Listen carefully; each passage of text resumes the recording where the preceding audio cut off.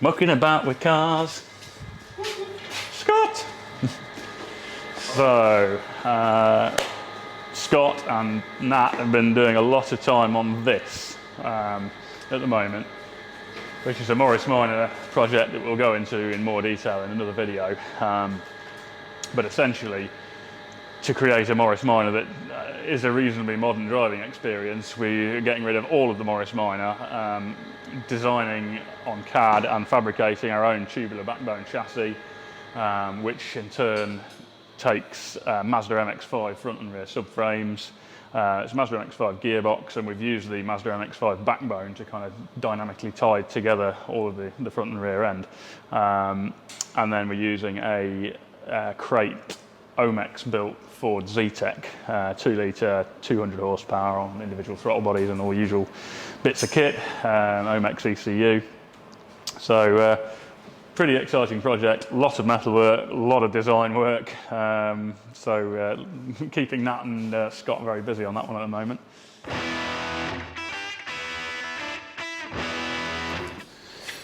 Scott's been working on the Morris nearly all week, doing various bits, all of which have been fairly awkward, as is the weeks we have at certain points.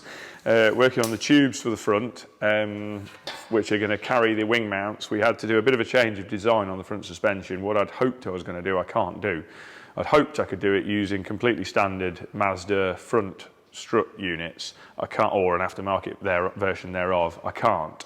The issue is that the standard Mazda front strut units end up in the standard Mazda front strut units end up in the line of the mounting for the inner wing.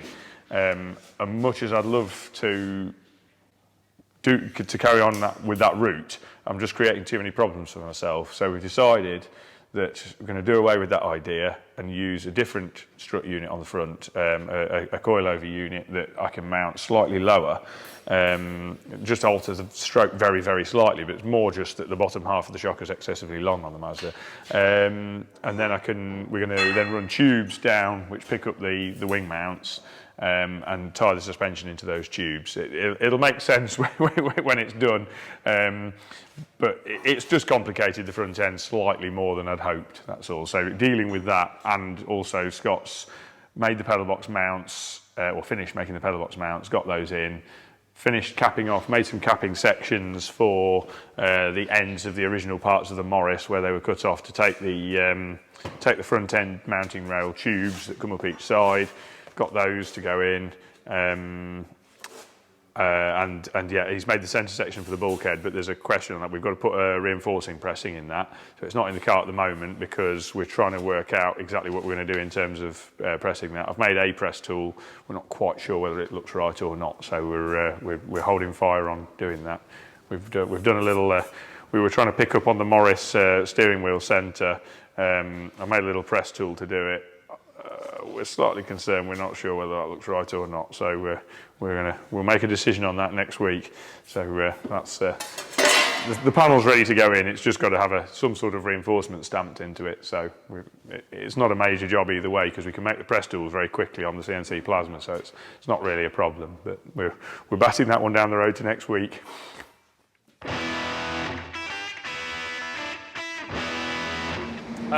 Morris, quite a lot of progress on that. We've just been doing these rear chassis sections and this crossbar under here which basically mounts the rear of the bodywork to the chassis. And if we come around the front, that's where most of the work's been going on, is on the front of this. So all of the sort of tube frame at the front there, the inner wing structure, and we've finished that bulkhead piece. So that's all looking quite smart now. Talking of that bulkhead, Nat mentioned in the last video, you might have noticed he seemed to hesitate a bit when he was talking about the M stamp and was saying, well, we're not sure about that yet. But the reason we're not sure about it, this was the press tool we made for the first one. We realised afterwards it looks remarkably either like an old Morrison's logo or possibly a Magnum ice cream logo, although it is a copy of the M off a steering wheel of a Morris Minor. But we decided there was a nicer M logo on the bonnet emblem on the Morris. So we made this press tool, which is the final one. Literally just draw it on CAD, plasma these pieces out, and then glue them onto a thick backing, and then you can use that as a press tool then to make pieces like this, and we've obviously now pressed that logo into the bulkhead on the Morris.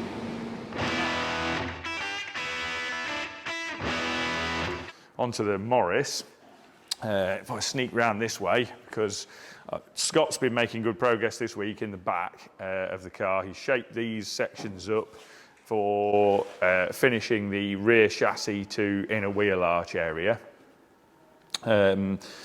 His next stage, there's various bits of alteration we've got to do in here, but he shaped all the tube in the back. He finished off the gussets in the back of here. He's made the inner wheel arch sections here. And that's all nice and tidy now. We've got to finish the panel work in here, but we've got to decide, there's various other jobs we've got to do before we can do that. We've got to work out the fuel tank structure, how that's going in, how we're mounting it.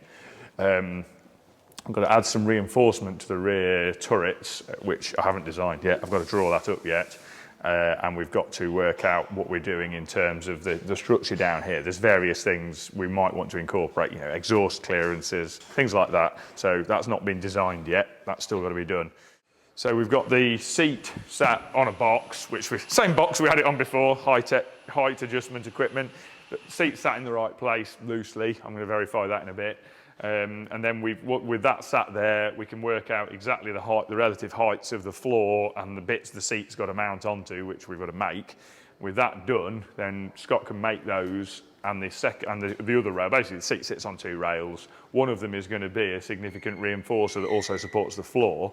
The other one is just going to be a seat mount. So we can make those as soon as we've just finalised the exact seating position. We can make those two rails, and that then enables us to start on working on the floors. So that's the next steps on that. The pedals are back in again just to help us verify the exact position there. And then moving along to the front, there's just been a couple of little finishing off jobs. Scott's the bulkhead that was pressed last time is now in, and the tube work on the front, the final tube of the front end is now in with these removable joints so that we can lift that out. That'll basically hold the cooler pack. There's going to be a removable fabricated slam panel that comes across here, which is going to mount the top of the radiator, and then the bottom of the cooler pack, the fan, the oil cooler and the radiator will all mount onto this tube, and it'll enable you to drop the bolts out of there. It'll sit with its weight on there. You can take the bolts out of the slam panel, and the whole front will be able to detach for easy access into the rest of the engine bay. So that was the plan there anyway. Hopefully that should all still work out, but it was just proved a nice way of making the front end detachable. So that's where we're at with the Morris, and more progress next week on that one.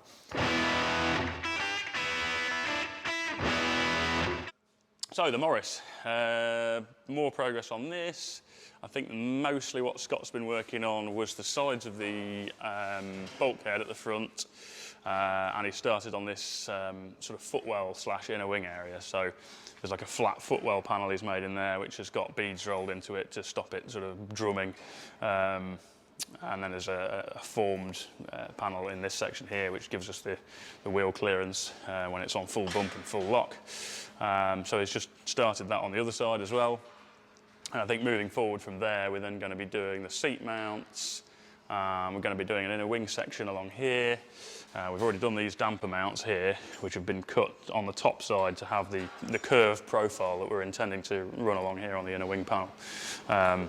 And that's basically a coilover that sits in here, very similar to the original Mazda one. Nitron are building us the coilovers for this one. The rears are exactly as per MX-5. The fronts, we've just changed the top mount to be a clevis type mount rather than a pin top mount that they normally have. But yeah, really happy with this, and kind of excited to be heading towards the stage where we're going to start doing some of the body changes on it, because we're obviously widening the body for the wider track. So we're going to be starting to model that and sort of make a decision on how we're going to do those changes, whether we're going to do them in the steel, or we've been toying with the idea of modelling it, 3D scanning it, and then making composite panels for it. So that's a decision we've still got to make.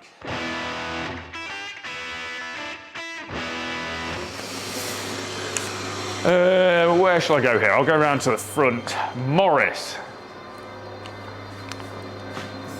It's going to be hard to get in with the camera, so I'll just talk about it. Scott's been very busy on the Morris. He's done, I think Carl touched on possibly last week about footwells in the Morris. He's now it's hard to point out really, but the footwells are now complete. He's wheeled up the inner arch sections to close off the upper section of the footwell into the wheel arch section. He's finished shaping the wheel arch sections here. We've now got the damper mounts in so that he's got somewhere to go with making the inner wing to meet them. He's done the lower footwell sections where your feet will actually rest and join them into made some nice little beaded sections there and join them into the sort of the kick plates where your heels will sit. And then in order to be able to do the floors, we need to get the seat mounts finished, and we've been toing and froing a little bit with seat positions, but we've finalised the seat positions now. And I've drawn up the various parts for the seat boxes. There's various complications there with them not being symmetrical and other things in a Mazda, but I want to make them basically use the original Mazda seat bases. So we've drawn them now. Scott's just finishing off the second one. He's done the first one. That's in the car now. He's then shaped some tubes, fish mouse some tubes to let an extra section into the transmission tunnel and put like a little window of 2mm steel into the transmission tunnel to pick up the inner end of the seat mount. The seat mount's then welded to the inner sill. We've had to do a bit of work on the inner sills. There was originally a flange all the way along the inner sill that the floor joined to on the Morris, but because we've changed the floor height so much from the original, it still has higher and lower sections, but they're in different places now to where they were originally in the Morris. So we've decided earlier this week to remove that flange from the inner sill completely, weld that up, which Scott's done, clean it all up, so we've got a clean face on the inner sill to work to with the new floor, and it's much neater now. It needed doing really. I was going to try and keep it, but it's much neater just to get rid of it. And so now the floor box is attached between the tunnel and the inner sill on the driver's side. He's just finishing the passenger side now, so by the end of today we should be pretty close to having both of the front seat mounts done. The rear ones are going to be a bent tube, which is the next section, which should be relatively easy to do. That's not going to be too challenging. That's just going to pick up from the lower chassis tube, go up across, have two folded sections that pick up the rear seat mounts, and then go across and back down and weld to a counterplate on the sill. So there's nothing too challenging about that part. So we're making good progress on that. It's been quite challenging, the seat mounts, for various reasons, but we're getting there with that. And the inner arches are getting there. I think once the seat mounts are done and the rear seat mounts are done, the next step on this will then be inner wing. Get the inner wing done, the bonnet hinges, because we're revising the bonnet hinges, so get those done, and then we'll be able to, we're then getting fairly close to thinking about exterior bodywork. That's not going to be too far down the line now, needing to start thinking about that. So yeah, good progress on that.